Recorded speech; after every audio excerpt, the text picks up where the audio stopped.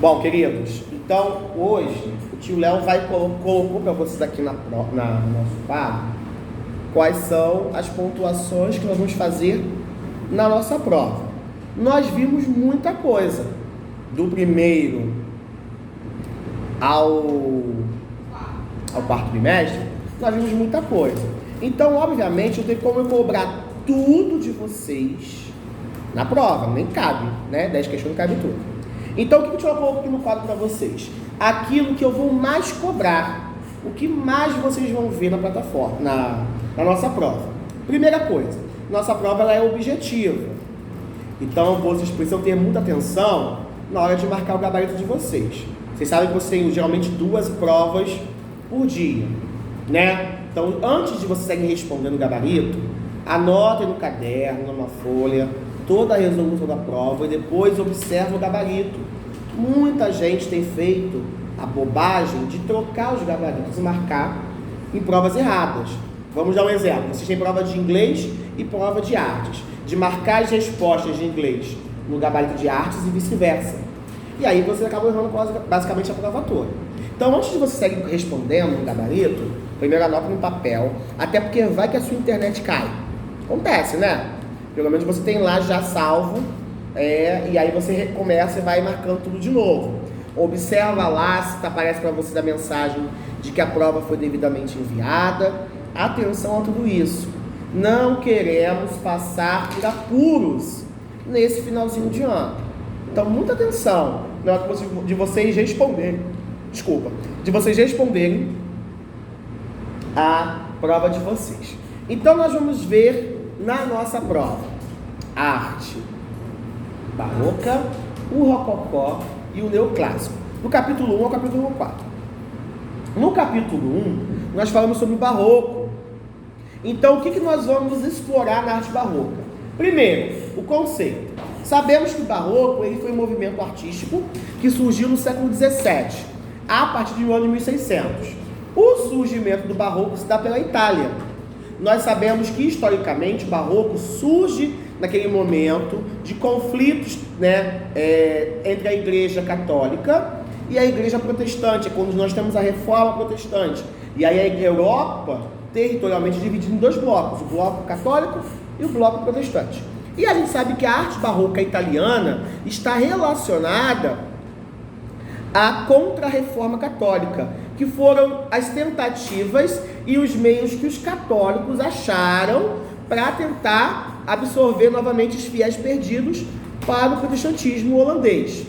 Então, o conceito de barroco é de que é uma arte dramatizada, que tem um viés político e principalmente está relacionado à tentativa da igreja de absorver novamente o domínio sobre os fiéis perdidos para a reforma protestante. Então, a arte barroca italiana é uma arte da contra-reforma católica. Nós sabemos que é uma arte que vai expressar o drama, o sensível, o emocional, porque ela quer persuadir, convencer esse fiel perdido para o protestantismo. Nós vamos ter uma obra em que o eixo central sai de cena, né, trazendo imagens mais lateralizadas, mais diagonalizadas, mais retorcidas, trazendo a ideia de movimento, trazendo uma ideia teatralizada quando eu trago a estética do claro escuro, né? Lembra? A imagem principal vai ter mais luminosidade do que aquilo que não tem tanta importância na obra. Então, o barroco é um movimento que vai mexer com as nossas emoções e vai fazer aquela dualidade entre o céu e o inferno, o bem, o mal, o profano e o sagrado, que ela vai vir logo depois do Renascimento, né? Então, o Renascimento, que propõe aquele antropocentrismo, aquela ideia do homem como centro do universo, bagunça um pouco a cabeça das pessoas durante a Idade Moderna. Então, o barroco tenta trazer de volta o absoluto poder da igreja. Ele vai se especializar na pintura, vai se especializar na arquitetura, porque a igreja é o principal lugar onde nós vamos encontrar essas obras, e também nas esculturas.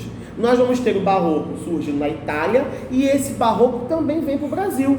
Vem para o Brasil como? Com essa ideia de que já estamos vivendo aqui a colonização e os portugueses que eram adeptos ao barroco italiano vão trazer essa experiência estética para cá.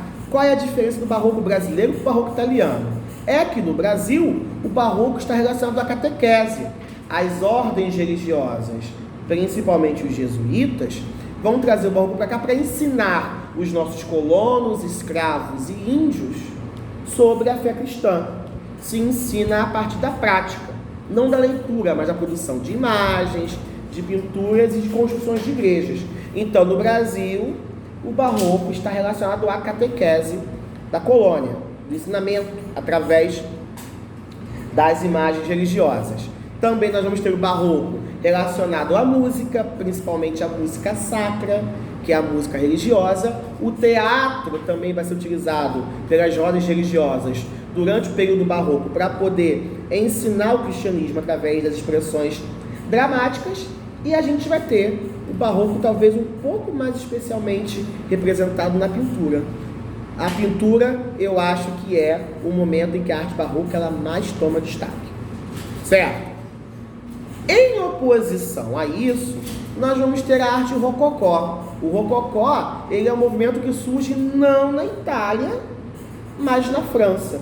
E ele é opositor a essa suntuosidade, a essa dramaticidade, a esse sofrimento barroco. O rococó ele é mais alegre, ele é mais claro e ele é um movimento que vai ser encontrado principalmente na arquitetura, porque ele é um movimento decorativo e ornamental. Ele está relacionado ao design de exteriores, de prédios públicos e privados. Então, é um estilo que decora casas, palácios e prédios do governo. Já estamos entre o ano de 1700 e 1800. É um movimento que vai falar desse uso da arte como elemento de caráter decorativo, tá? Nós vamos ter na arquitetura o surgimento de prédios mais abertos, mais claros, que passam mais luminosidade. Na pintura, a representação de temas cotidianos, comuns e mais frívolos da sociedade aristocrática francesa. Nós vamos ter na escultura a produção de imagens cerâmicas, principalmente os bibelôs e as fontes de águas. Nós vamos ter o design de mobiliário, de joias e de outros elementos domésticos, como a porcelana, as cristaleiras e tudo mais. Então, o rococó ele é um movimento muito mais decorativo. No Brasil, o rococó também vem, e é isso que nós vamos focar na nossa prova. Não no rococó francês, mas no rococó brasileiro. Capítulo 3. No Brasil, o rococó está relacionado à igreja. Ué, tio Léo, mas você falou para mim que o rococó, ele tenta se desvincular da ideia de igreja. Ele sai dessa ideia religiosa, que era obrigatória no barroco. Sim, mas no Brasil, a gente não tinha a construção de espaços públicos, de casas e palácios, porque nós éramos, no seu tempo em que ele surgiu, uma colônia de exploração. Então não tínhamos não tínhamos uma aristocracia, não tínhamos uma comunidade aristocrática no Brasil. Então o estilo rococó no Brasil, ele é anexado à igreja. Então alguns elementos decorativos, algumas formas rococós estarão relacionadas à decoração das igrejas, então vão ser incluídos nas decorações dos prédios religiosos. Então, basicamente, no Brasil, o rococó está inserido na igreja, inserido na construção das igrejas. Igrejas como o Outeiro da Glória, a Igreja da Glória, lá no centro do Rio, é uma igreja que traz elementos rococós. Algumas igrejas militares do Rio de Janeiro também vão trazer essa referência do estilo rococó francês, tá bom? Então, no Brasil, a igreja ela vai ser o lugar onde a arte rococó vai ser aplicada em elementos decorativos, principalmente nas pinturas de teto. Certo? Certo? Show. Por fim, nós vamos falar do neoclassicismo também na nossa avaliação. O neoclássico, ele já é opositor ao ideal decorativo do rococó. Porque o neoclássico é um estilo formalista, um estilo educacional, um estilo institucional. O neoclássico, ele vai trazer a ideia da renovação e do resgate de dois ideais muito importantes, né, no quesito artístico, para a história da arte ocidental. Primeiro, a ideia de beleza e forma que os movimentos da Grécia e da Roma da Antiguidade propuseram. Segundo, a ideia intelectual e racional que foi proposta pelo Renascimento em 1400. Então, o neoclássico, novo clássico, resgata e retoma esses dois ideais artísticos. Baseados no iluminismo, que é um estilo de pensamento racional e lógico, o neoclássico ele vai trazer o ensino da arte. Vai formalizar a arte como uma instituição de ensino, que só se considera artista aquelas pessoas que estão participando dessas instituições chamadas academias de belas artes. Então é um momento em que a arte e o desenho eles se tornam uma forma muito regular de ensino artístico.